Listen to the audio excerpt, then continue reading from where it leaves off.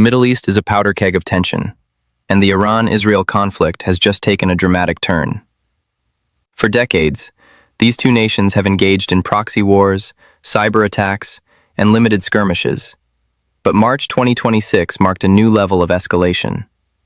Israeli airstrikes hit multiple Iranian oil depots in Tehran and surrounding provinces, igniting massive fires and causing casualties. The attack was not random. It targeted key fuel storage and transfer centers, the lifeblood of both civilian and military operations. Thick smoke filled the sky, streets were covered in leaking oil, and the threat of environmental hazards loomed large over the capital. Hours later, Iran struck back, targeting Israeli oil infrastructure in a swift, retaliatory strike. This rapid response sent a clear message: energy systems are now part of the front line. Civilians, governments, and the global community watched as critical fuel depots became battlegrounds. This conflict isn't just about explosions or casualties. It's about disrupting energy supply, demonstrating power, and sending a warning to anyone considering interference. The world has never seen such direct strikes on oil infrastructure in this region, and the implications could ripple far beyond the Middle East. Energy is the backbone of modern civilization. When oil depots burn, transportation slows, electricity grids are strained, and military mobility is compromised. The strikes on Iran and Israel's oil facilities are not just local events. They impact global energy markets, shipping lanes, and international economies.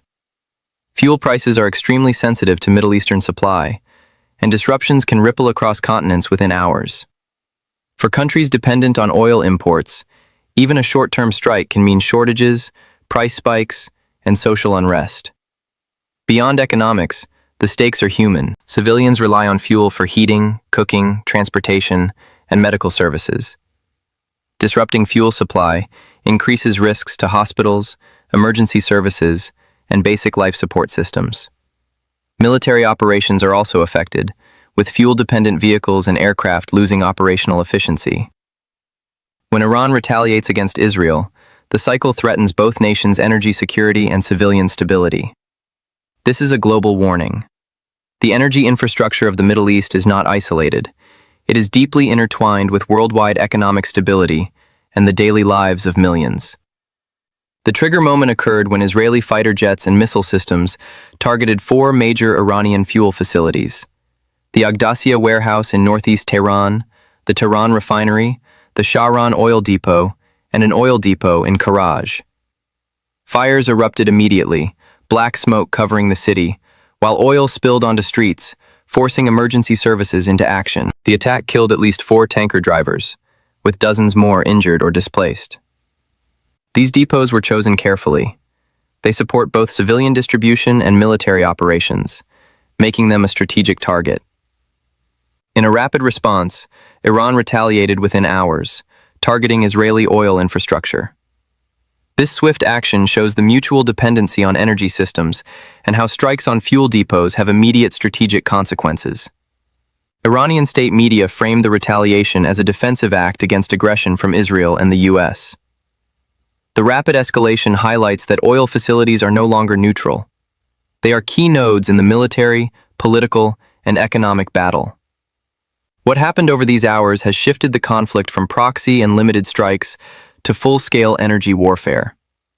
At the heart of this crisis is the reliance on centralized fuel infrastructure. Both Israel and Iran store millions of barrels of oil in specific depots and refineries, making these points high-value targets. Destroying or disabling them slows down fuel distribution, affects transportation, and undermines military readiness. This is a calculated strategy. Strike the energy supply, and you weaken both civilian life and military capability simultaneously. The conflict exposes the vulnerability of centralized energy systems in a modern war scenario. The broader cause stems from decades of escalating tensions and mistrust. Israel views Iran's nuclear and military expansion as an existential threat, while Iran perceives Israeli strikes as direct attacks on sovereignty. Fuel depots are therefore not just economic assets, they are tactical leverage points. When one side attacks these facilities, the other retaliates to maintain deterrence. The energy infrastructure itself becomes a tool of warfare, demonstrating that in modern conflicts, control of fuel equals control of the battlefield. The human toll of these strikes is immediate and devastating. At least 4 tanker drivers in Tehran and Alborz have been killed, while fires and oil spills threaten nearby neighborhoods. Residents are exposed to toxic smoke and black rain, causing respiratory and environmental hazards. Hospitals are stretched thin, emergency services face logistical hurdles, and civilians are living under a constant threat of further attacks. The psychological impact of knowing critical infrastructure can be destroyed in hours cannot be underestimated. Businesses are also heavily affected. Transportation and logistics companies face halted operations due to damaged fuel depots and blocked roads. Refineries are offline, disrupting local and regional fuel supply chains. The risk to commercial operations, both local and international, is compounded by uncertainty. Investors and insurers are cautious, fearing that additional strikes could hit other critical nodes. The economic and human impacts intersect, creating a crisis that cannot be solved merely by extinguishing fires. The first compounding crisis comes from disrupted supply chains. With depots offline and roads blocked by fires and oil spills, fuel distribution is delayed or rerouted. Vehicles, ambulances, and military units dependent on fuel face operational limitations. This creates cascading problems: delays in transportation, shortages in essential goods, and difficulty in maintaining normal civilian life. The initial strike is therefore amplified by systemic dependencies on energy infrastructure. Additionally, global energy markets react almost immediately. Even a localized disruption in Iran's refineries or Israel's supply can affect international oil prices, insurance premiums, and shipping costs. Countries relying on imported fuel from the region face the threat of short-term scarcity and rising costs. This first compounding crisis shows that local attacks on infrastructure quickly become regional or global economic pressures, adding urgency to diplomatic efforts and highlighting the fragility of energy supply chains. The second compounding crisis is environmental. Fires at fuel depots release toxic gases and black smoke, contaminating air and water. Streets covered in spilled oil pose risks to pedestrians and vehicles, while firefighting efforts strain local resources. The environmental hazards are long-term: soil contamination, water pollution, and risks of fires spreading to adjacent facilities. This crisis is not just about immediate destruction, but also long-term recovery challenges. The compounded effect includes social instability. Civilians face health hazards, transportation becomes unreliable, and trust in government emergency response is tested. Businesses, especially logistics and shipping companies, face rising costs and operational uncertainties. Both environmental damage and social stress amplify the initial strike's impact, turning a tactical military attack into a multidimensional crisis affecting public safety, economy, and daily life. The national impact is profound. By targeting fuel infrastructure, Israel and Iran are striking at the lifeblood of their opponent's economy and military.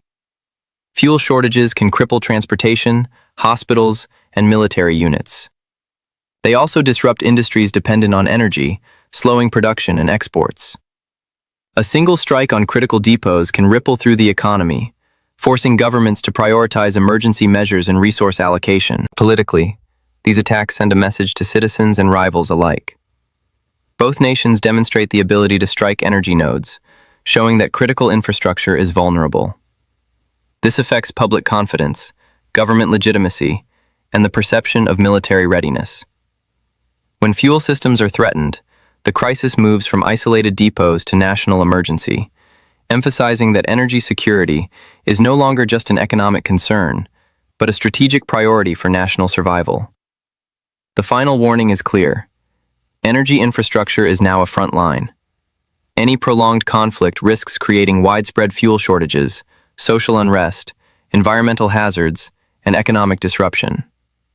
The attacks by Israel and Iran show that modern warfare targets not only armies, but the systems that keep societies running. Energy depots, refineries, and transport hubs are no longer neutral. They are strategic nodes in the conflict. This represents a structural shift in warfare. Countries must now defend infrastructure, not just from conventional attacks, but from strategic strikes aimed at crippling their energy supply. The Iran-Israel conflict demonstrates the high stakes of energy in modern geopolitical battles and warns the world that critical infrastructure must be secured or risk cascading crises. For civilians, businesses, and governments, the lesson is clear. Energy security is national security.